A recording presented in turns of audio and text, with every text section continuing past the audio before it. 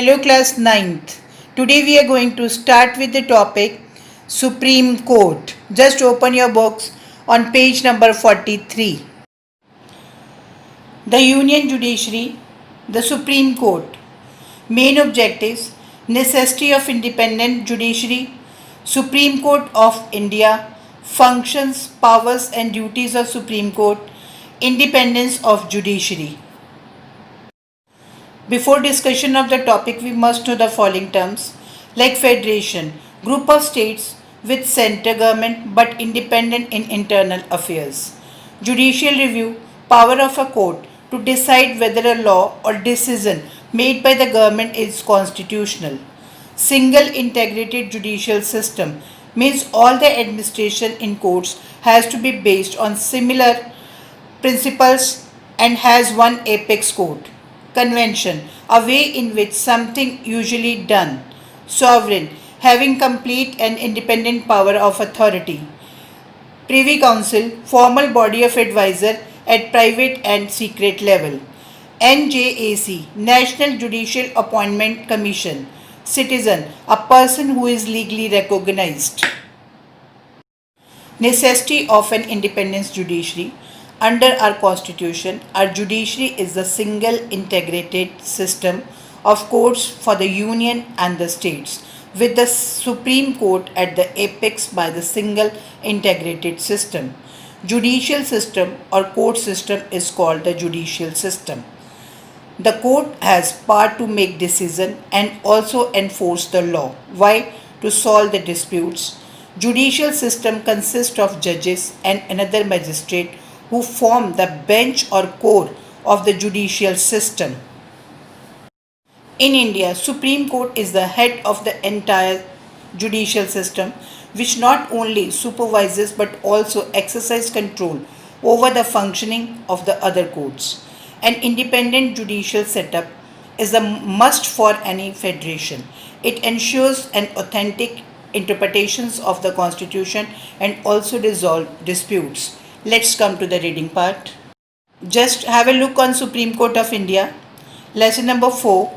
The Union Judiciary, the Supreme Court. Necessity of an independent judiciary in a federation. An independent judicial setup is must for any federation.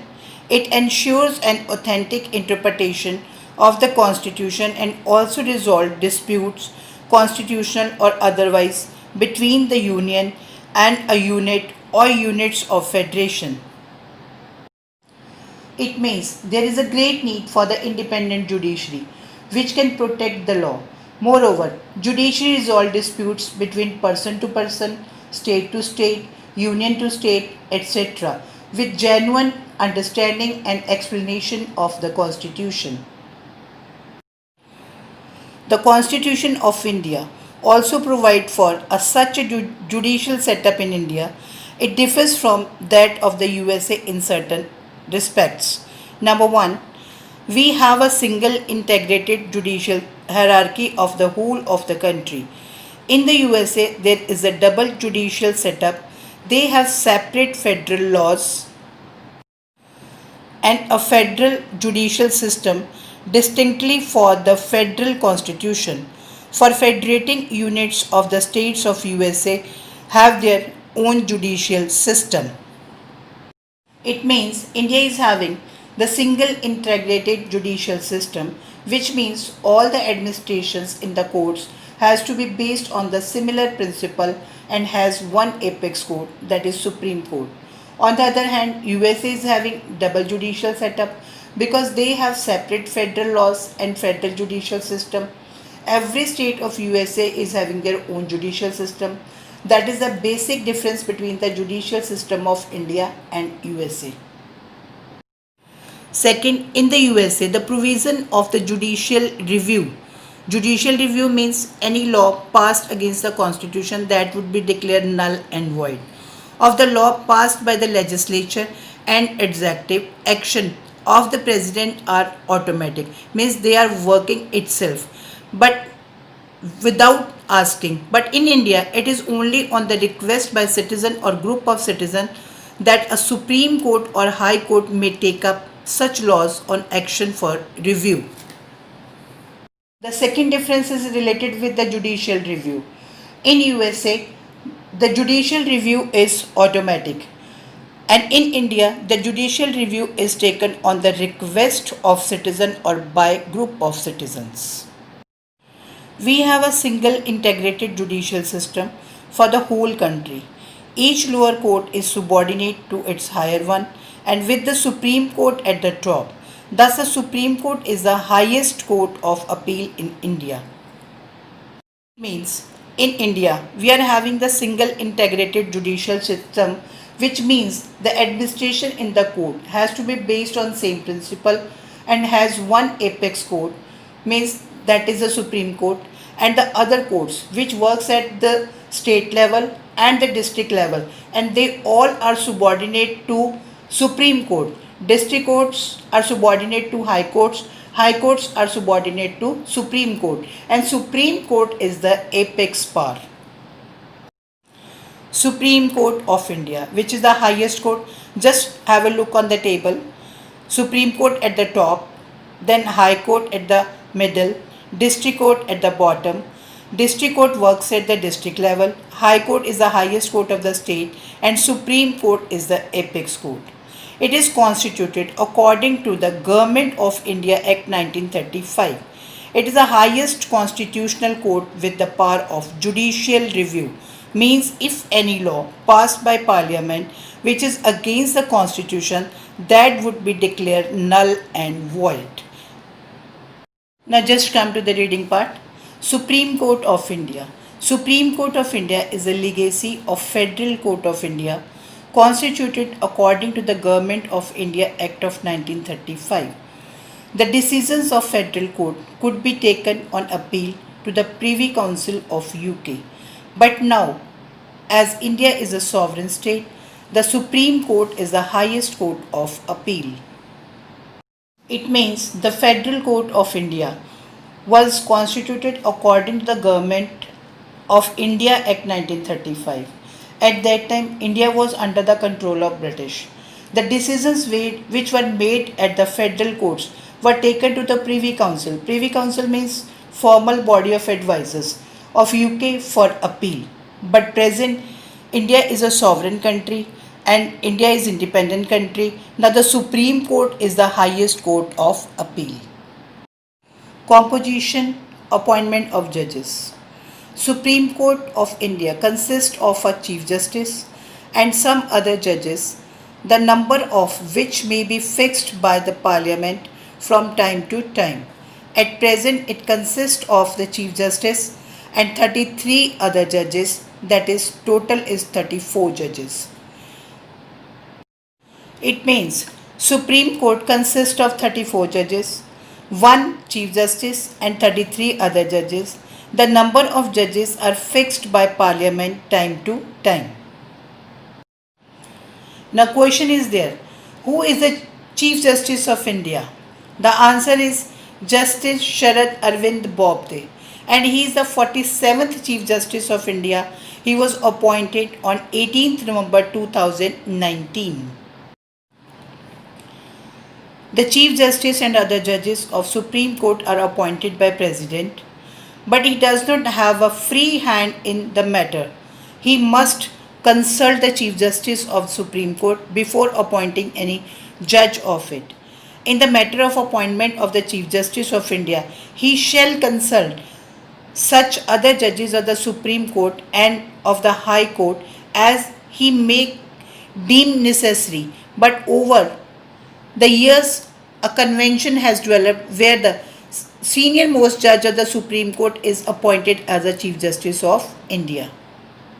It means Chief Justice and other judges of Supreme Court are appointed by President. For the appointment of Chief Justice, President take the consultation with the important judges of the Supreme Court as well as the High Court. For the other judges of the Supreme Court, President consult with the Chief Justice of India for their appointment. Senior most judge will be appointed as the Chief Justice of India. That is the culture of Supreme Court. Just have a look on this table. Supreme Court. President appoints Chief Justice and other judges of the Supreme Court. Note, the aforementioned, the collegium system for appointment of the judges was replaced by National Judicial Appointment Commission.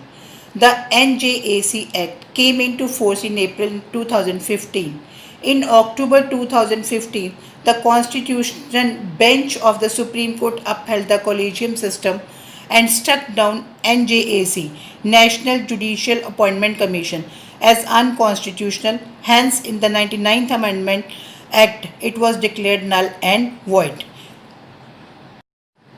The collegium system for appointing the judges was replaced by National Judicial Appointment Commission, which was declared null and void in the 99th Amendment of the Constitution. Qualification of the judges. To become the judges or the Chief Justice of Supreme Court, a person should possess the following qualification. Number 1, he must be a citizen of India. Number 2, he must work as a judge in any of the High Court continuously for not less than 5 years. He must have an advocate of a High Court for at least 10 years standing, or he should be a distinguished jurist in the opinion of President. There is no clear provision as to who shall be appointed as a Chief Justice of India. Generally, as we have discussed, the senior most judge of the Supreme Court is appointed as the Chief Justice of India.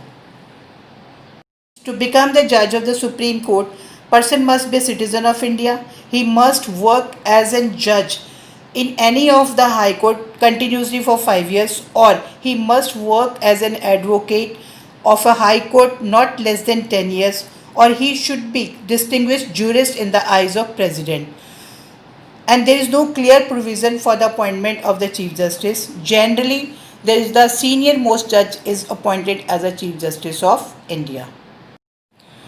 Term of office and removal of the judge. The Chief Justice and other judges of the Supreme Court are appointed to work till the age of 65 years of. Means 65 years is the age of retirement. Although they are appointed by President, their services cannot be terminated by him.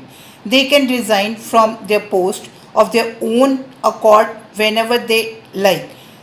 Death, of course, can be another cause of the end of their service before the agreement of retirement. The judges of High Court can remain in the office till the age of 65. It means 65 is the age of their retirement. Second condition, they voluntarily resign from their post. Third, the natural cause, that is a death, is the natural cause that can vacate their seat before the age of their retirement. But if a judge of the Supreme Court is found guilty of misusing his power or acting against the provisions of the Constitution, he can be impeached and relieved of his office. The procedure of impeachment of a judge is almost the same as the President of India. Clause 4 of Article 124 of the Constitution states, a judge of Supreme Court shall not be removed from the office except by an order of the President, passed after an address by each House of the Parliament, supported by majority of the total members of the House. House means Lok Sabha and Rajya Sabha. Total members 552 members of Lok Sabha and 250 members of Rajya Sabha. And majority of not less than the 2/3 of the members of their houses present and voting. Means though at that time who are present, 2/3 member is required to vote against judge, has been presented to the President in the same session for such a removal on the ground of proved misbehavior or incapacity. The judges of Supreme Court can be appointed by President, but President cannot terminate them.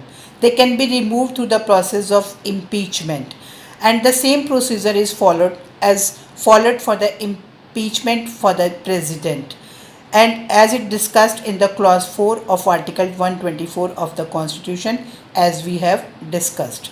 Children, today we will complete till here, and you will have to reread this part and learn the specific terms and kindly follow the snap homework. Thank you.